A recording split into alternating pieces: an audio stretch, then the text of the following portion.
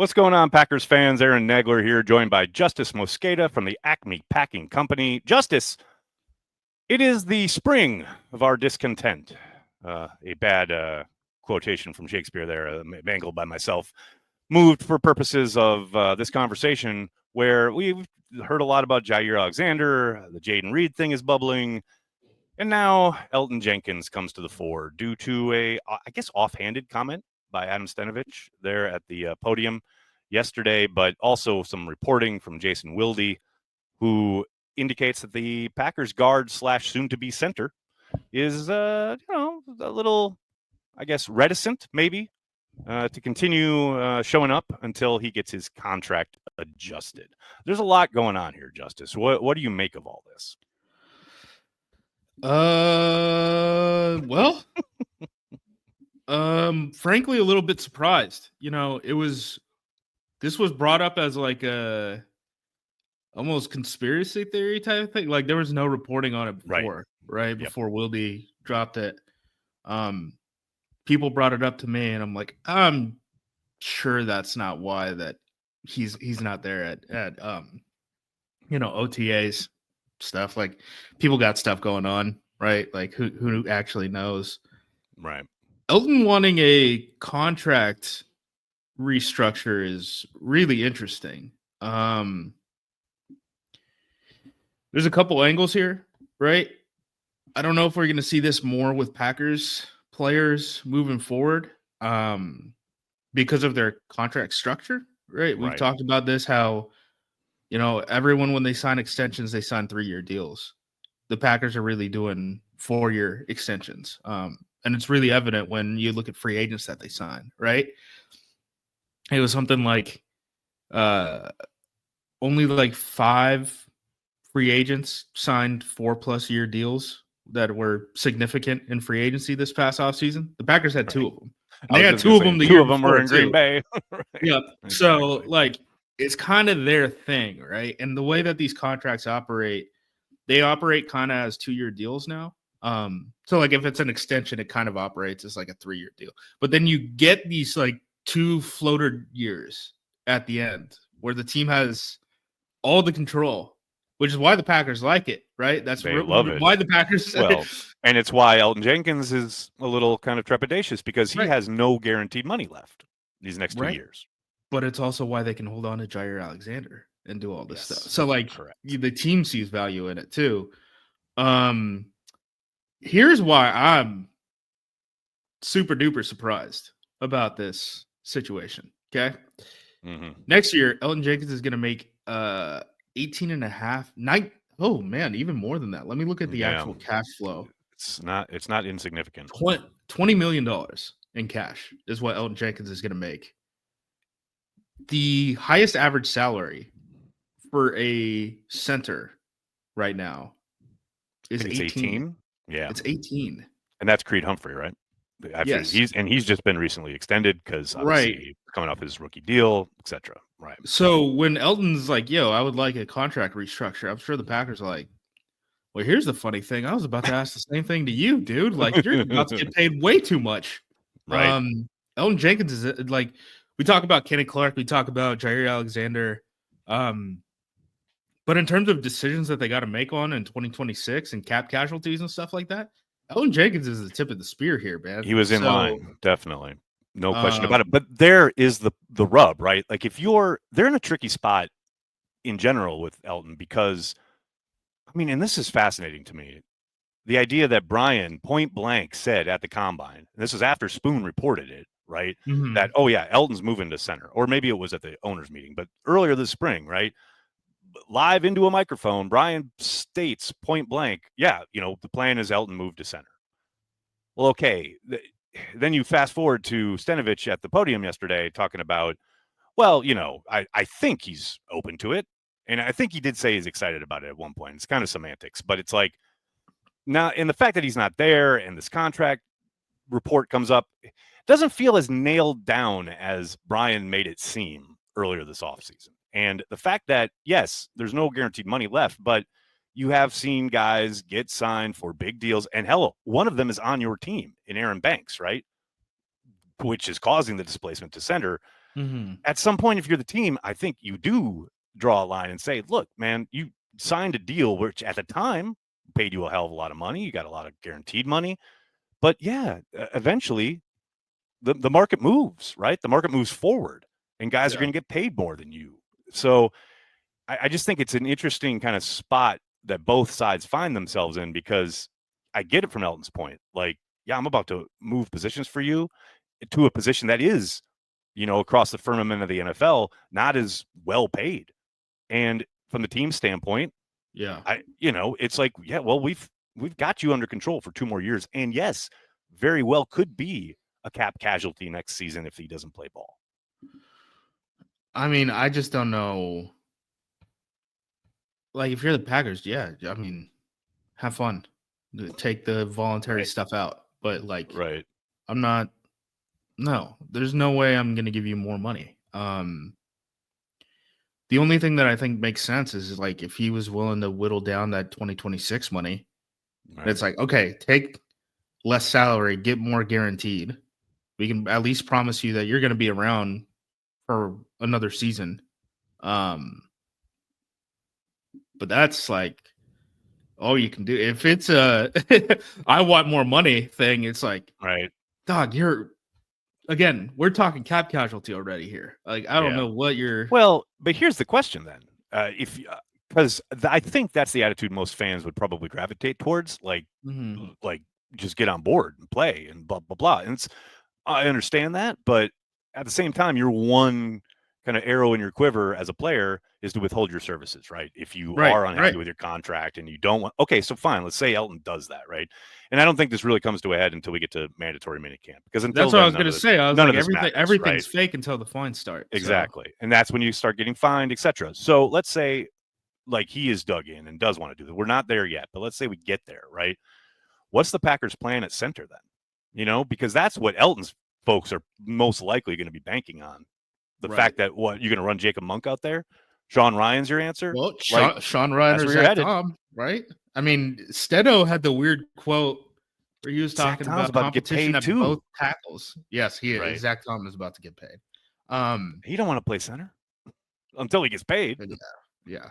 At tackle rates, right? Right. But this is my point. Like, Elton's people are probably going to sit there and go, "Well, good luck." Yeah. But Elton doesn't control what he's doing until 2027. Right. That's the thing. Yeah. It's a tough situation. I mean, again, I think more than anything, there was not arguments over money because we never had any money, right? In the past couple of seasons. Right. And now threadbare. Right. We're going into this era where it's like all these contracts are coming up. Not even just expiring deals, but Elton Jenkins is looking 2 years ahead and is being like, "Oh, I gotta get in." Jaden Reed, all this stuff, right?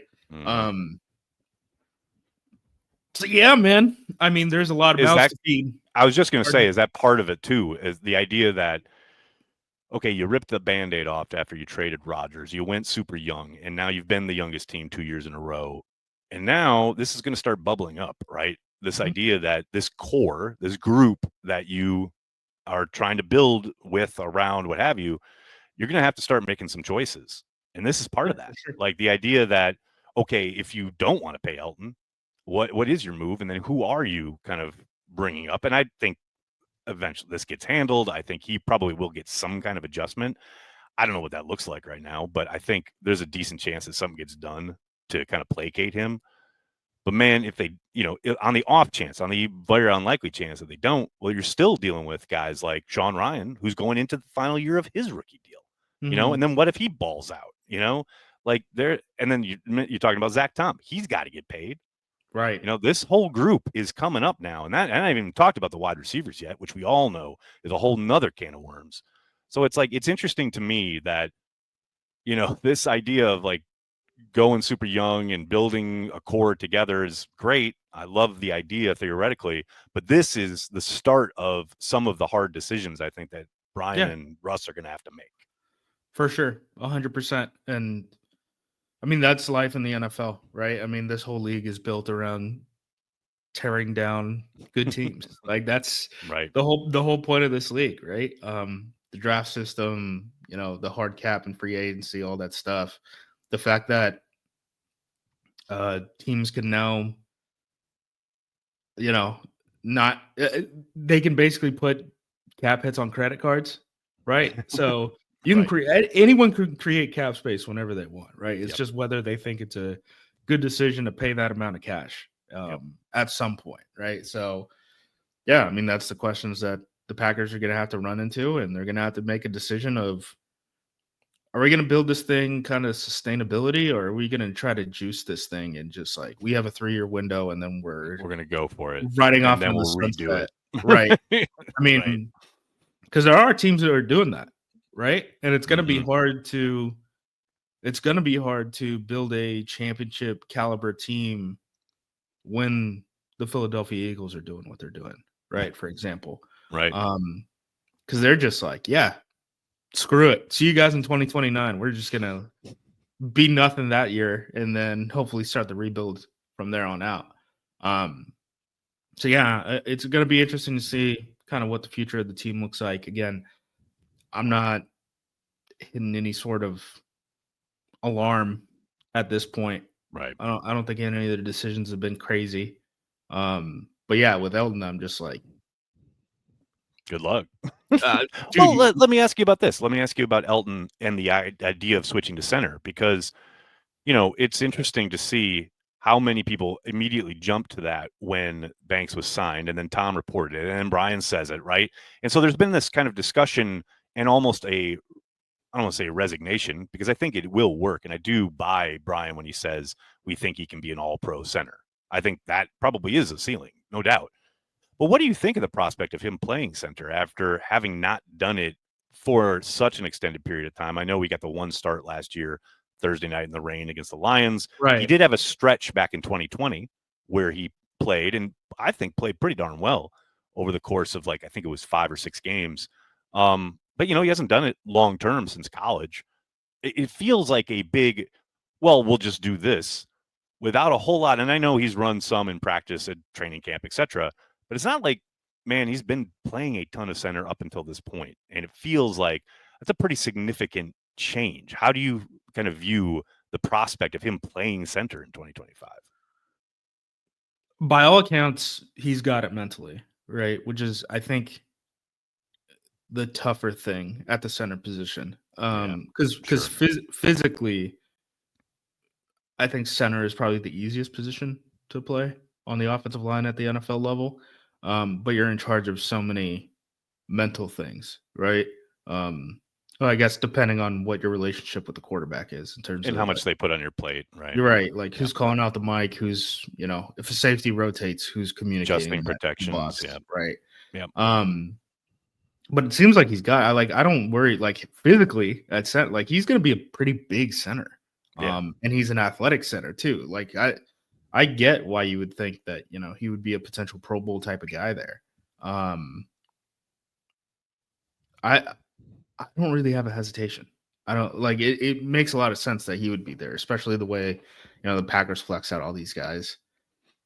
And that's the thing too, right? Like especially earlier in his career, how much he did move around and how much he kind of played all over the place. So it gives you Mhm. at least a little bit of comfort in the idea that, okay, we know he's switched before and he's played at a pretty damn high level wherever he's been. I know there was kind of that stint at right tackle that probably didn't go as well as people had hoped, but I also Mhm. think he was coming off an injury.